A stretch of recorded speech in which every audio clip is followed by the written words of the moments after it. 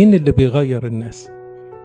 اللي بيغير الناس حلاوة المسيح اللي فينا هي اللي بتغير الناس. مش تسمعوا عن أنبا أنطونيوس يقول لك كده: يكفيني النظر إلى وجهك. تبص على أنبا أنطونيوس: يكفيني النظر إلى وجهك. ليه؟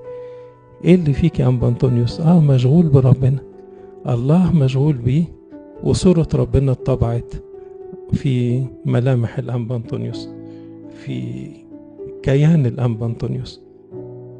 تعجبني عبارة قالها القديس يوحنا، القديس حبيب جرجس، بيقول: لا تنطبع صورة الله في قلبك إن لم يكن قلبك صافيا كالماء. لا تنطبع صورة الله في قلبي ولا في قلبكم إن لم يكن القلب ده صافي زي المي. فاحنا بنيجي بيت ربنا عشان نصفي القلب ده، يبقى القلب صافي، القلب ده يبقى نقي، القلب ده يبقى طاهر. ده مش هتنطبع صورة الله في القلب بس لما يكون القلب طاهر، لما يكون القلب صافي، لما يكون القلب نقي نعاين الله نفسه.